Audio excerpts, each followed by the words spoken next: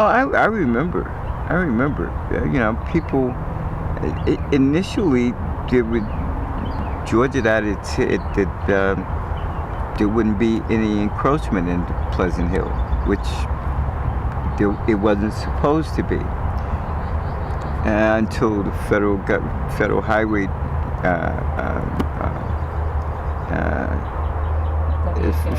federal highway administration said that they were streamlining all of the interstate highways, so there would be no more left-hand exits. Because of that, it caused the encroachment into Pleasant Hill again. Do you remember what year that was, Claire? That was 2004. So in 2004, kind of frame it like that, in 2004, you first learned about the project or something like that? Yeah, because I came back here in 2004, and it was later on in 2004 that people started talking about, they heard that there was going to be encroachment into Pleasant Hill, and I said, no, the only thing I heard was that they're not going to have to encroach. So I said, okay, I'll take a look. A friend of mine came and said, you really need to look into it. You need to look into it. And would you look into it for us? And I said, okay. So I went to planning and zoning. And as a matter of fact, I called planning and zoning. And the person who is now the director of planning and zoning was the guy who said, where are you? And I told him that I was at our garden, our community garden on Walnut Street. And he said, I'll meet you there. And he came out and he brought a full set of drawings. And he said, these are the drawings of the new work that's proposed for Interstate 7516. And he said, you're the first person to ever ask for this. So I said, well, hey, let's take a look. So we rode up and down I-75 into 16, cut back, 16 back in I-75, and then he showed me that there were 9 designs that had come from different locales in the Macon area. Okay, that's when I found out that there were a lot of people that knew about this long before 2004. They had enough time for a community to sit down, find architects to put a design together for this humongous highway project through Macon. And I said, wow, how come nobody in Pleasant Hill knew about this? And it's like, big secret in Pleasant Hill. Everybody else all around Macon knew. Big secret in Pleasant Hill. So I said, well, we don't have much time, but I'll look into it, see what's going on. And once I did, that started the whole ball rolling. Because at that time, because there would be encroachment into Pleasant Hill, we needed to talk with George and I about, where, how, just what can we do? Well, we're going to do this and we're going to do that, and we'll do this over here and we're going to do that over there, and we need to talk. So George and I said, well, okay, if you want to talk, all right, do you want to fight or do you want to talk? And I said, what we want to do is we want to sit with you. First of all, you answer some questions. Why are you doing this project? Okay? What is it going to entail to do this project? And how can we work together to make it happen?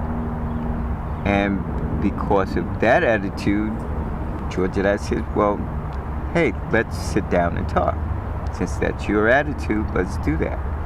And so we did. We formed our own community organization, Pleasant Hill Neighborhood Improvement Group. And we decided that we should be a not-for-profit organization. Okay, we already had an organization that was a not-for-profit, so we brought this new organization under that same umbrella. So it is now not-for-profit. So we then started to have meetings once a month with Georgia Dot. We alerted some of the other city officials, the mayor, city council members, again working very closely with the Macon Bibb Planning and Zoning Commission. And I have to talk about them because they were very, very instrumental in helping us get a lot of the things done that we needed done. They were, as a matter of fact, they assigned a planner to work with us exclusively while we were putting together our package. So that was a big help, and they also packaged it. They put it in booklet form. It was our work, but they put it together for us. Okay, and so basically that was the start. That was the process that started this whole 9-year juggernaut that's happening now. We initially knew what we wanted from Georgia Dot in terms of this mitigation plan. We always knew that came from members of the community. We had meetings every once a month on the second Thursday of every month, and we had, during that time, we sometimes have 50 to 70 people at these meetings, and we decided that the neighborhood was going to say what they wanted, so we broke people down into subcommittees and had them work on various aspects of the mitigation plan. So all that is seen in the mitigation plan came from residents of Pleasant Hill. And once we got all of that together, we then presented it to the community at large and said, this is what everyone has come up with. You know, do you approve of it? Community said yes. Then we took and sent that into Georgia Dot. And Georgia Dot then looked at it and said, well, okay. And they answered each one. The way that we sent it in, they were numbered, so Georgia Dot answered each one in the same way. And what it was basically was, okay, you know, we can do that. You know, we can do everything that you asked for. And then they said, is there anything else that you'd like for us to do? And so of course I said yes. And we started thinking of other stuff that we could add to it. And so that's kind of the way it has been. It started out, everyone told us that we would never even get an audience with Georgia Dot. And you know, most people know that Georgia Dot does not have a good reputation. Okay, at least not in this area. Okay, so no one believed that they would sit down and talk to us, and so we thought, well, look, let's try. If you keep them very, very close to you, if they have to constantly see my face, then maybe we'll get somewhere. And so that was the intent, and that's the way it has been. And I know that I've been a thorn in Georgia that side. They've been a thorn in my side. It's a mutual admiration society. So, but it's been adversarial at certain times. But this is the nature of construction projects, and especially a project of this magnitude, and the fact that it's brand new. This has never ever been done before, where you have a civilian, so to speak, community becoming a part of a federal highway project. See, now you've added another entity. And this entity has power because the state has to report to this new entity. The state is not used to reporting to anyone, not even the feds. And we insist that they do. And so it's been a little rocky, but growing pains. People have to get used to things. And but we're moving along now. It's taken a good long time. It's been about 9 years, 8.5 years, and we're just really getting into true design phase now. We do plan to do some physical movement of houses very soon, and hopefully we'll start off with the Little Richard house that we will move to across the street from right here at the community garden, and it will be the Pleasant Hill Resource House, and that will house the history of Pleasant Hill, including Little Richard, but not limited to Little Richard. It's going to cover as many people as possible, those people who helped to make Pleasant Hill what it was and what it will be again.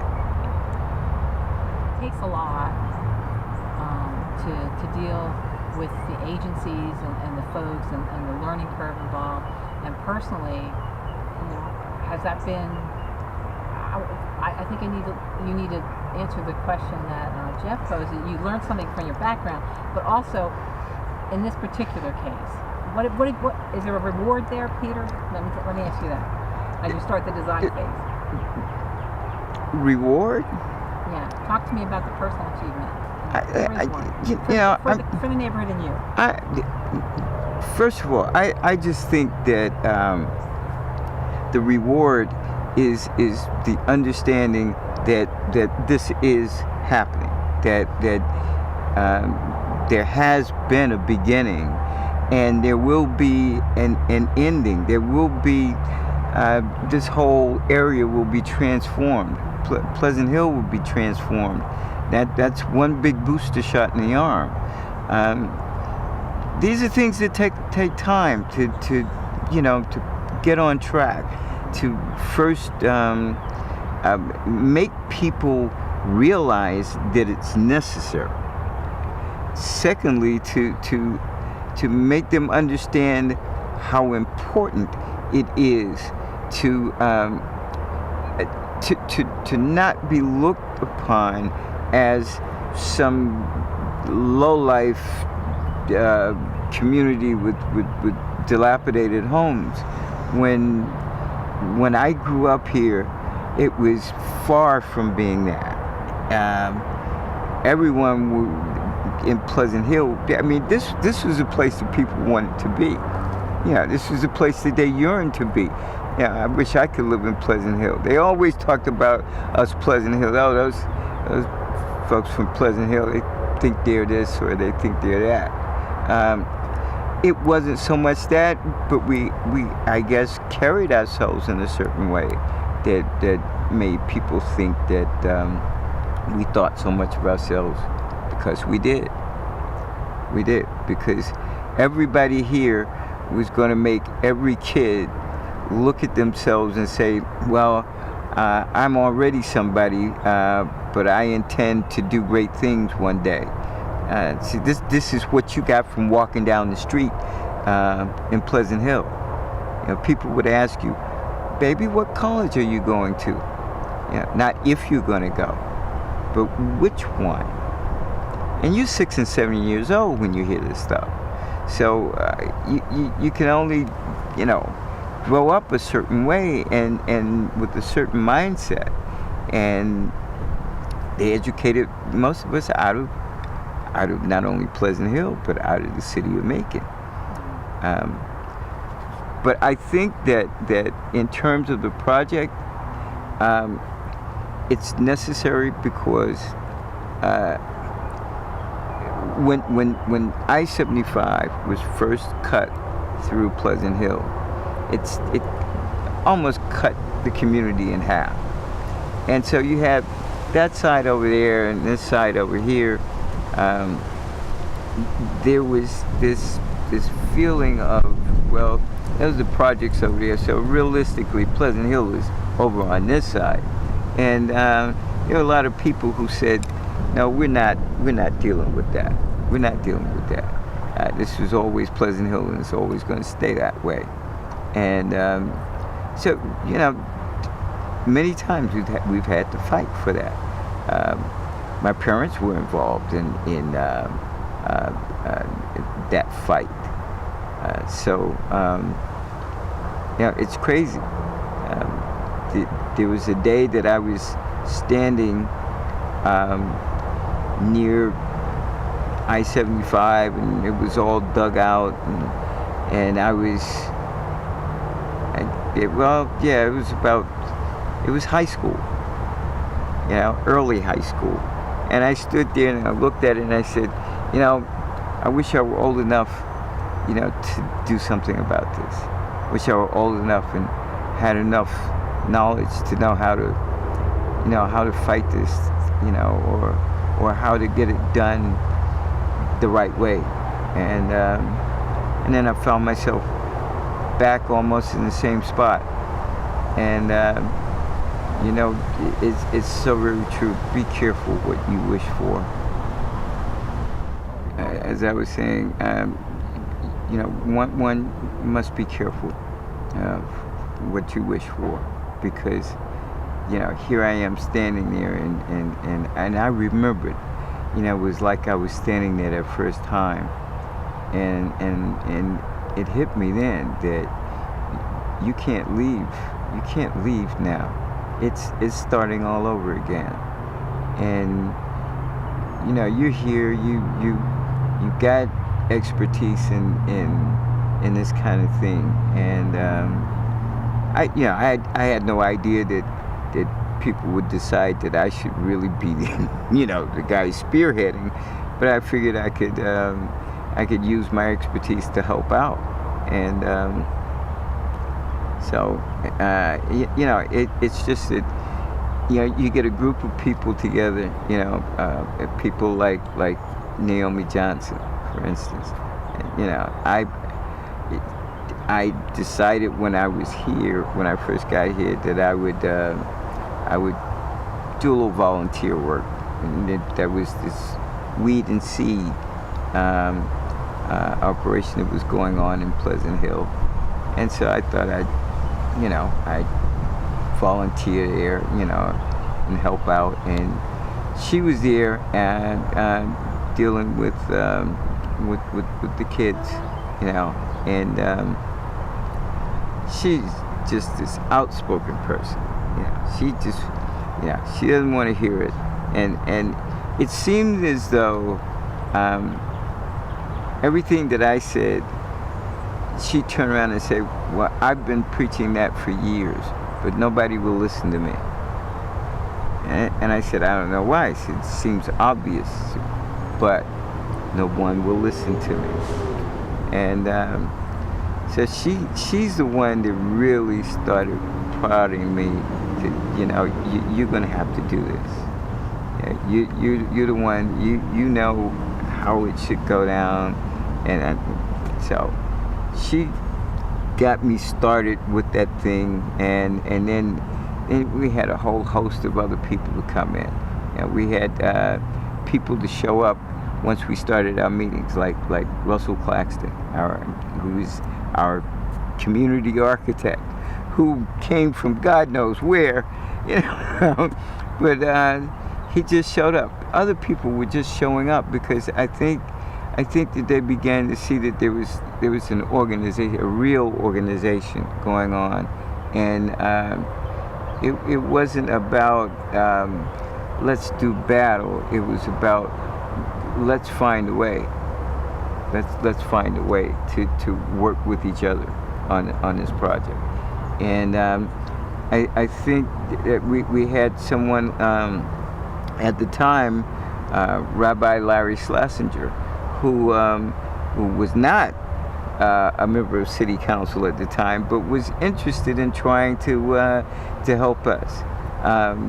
There were other members of City Council. There were members, people from Pleasant Hill, all over the place. And if I start throwing other names out, I'm going to have to name everybody, and I won't remember everybody's name. But there were just those people who started coming in because they saw this is a real organization, and these people are thinking, at least for the time being, thinking straight enough, and willing to go through the necessary steps enough to probably deal with Georgia. And so that I think was where people started to come in and say, yeah, go ahead, we'll what can we do to help? And with planning and zoning, with the mayor's office, we had everything at our disposal, because now it seemed like these people are really serious about what they want to do. So let's see if we can help them get there. Can you summarize what, because of the mitigation plan, you folks brought together? Well, first of all, there's this area here, which was purchased by our former mayor, C. Jack Ellis, during his administration. It was purchased as passive green space park forever. So when we spoke to him about what we were trying to do, he said, well, the city's got that land there, and you guys seem to know what you're doing with land use. I bet you could grow some great collard greens there, so why don't you move your garden there and sort of be custodians. And so we started out with the garden here, and then after talking to Georgia and working out the terms of the mitigation plan, we went back to the mayor and said, we really want to turn it into a park too. And he thought that was a great idea. So the city gave Georgia permission to build the park on city property, as long as the usual stipulations were in place, and that was it cannot have a permanent structure, a building or a house or anything like that. So it fell right in line with what the mayor wanted, and so we've been fortunate with being able to get things like that. And the park has already been dedicated. The name of the park, Jefferson Long Park, after Georgia's first African American U.S. congressman. So that's already done, and so we've gotten a few little things out of the way already. It's just about getting something physical moving.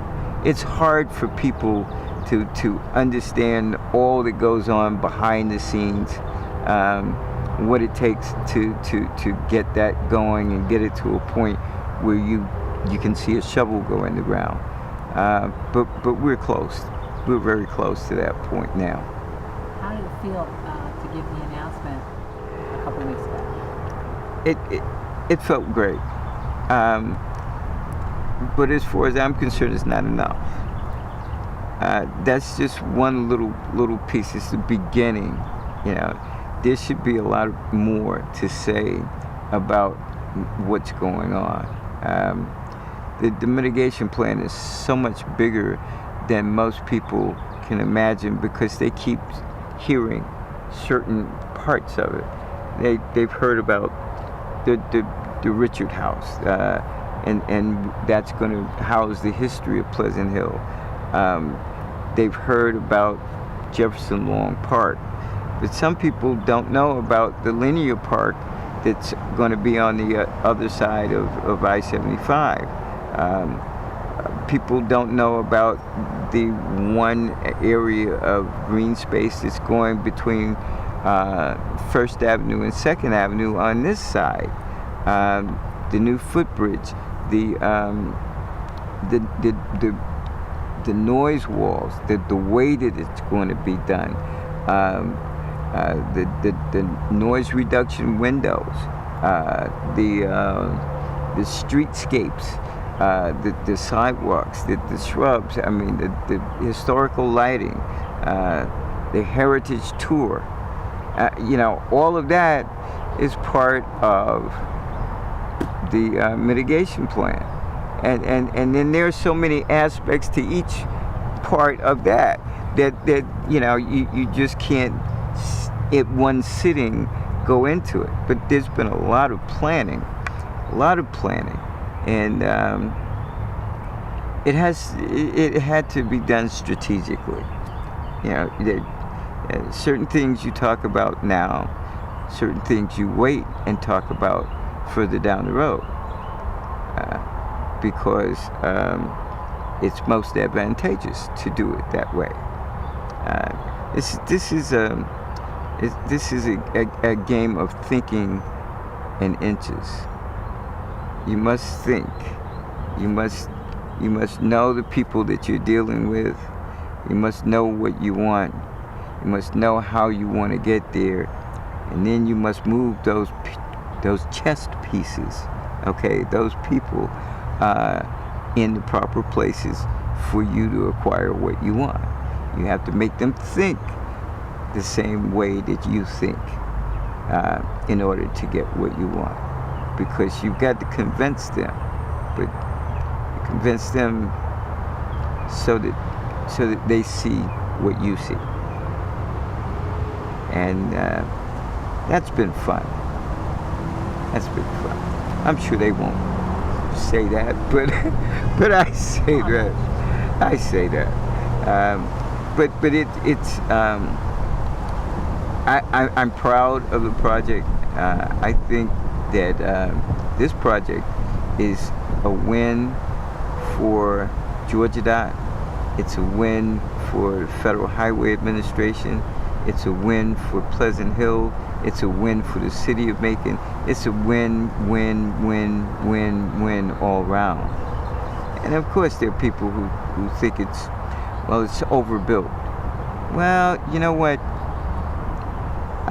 You put three people together, and they're not all going to agree on the same stuff.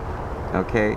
But what you have to do is you deal with what's there now, and you do the best that you can to get the best out of it now. We did think about down the line. We did look ahead. We discussed the movement of houses to new locations. We talked about those people who lived in those houses, those homeowners.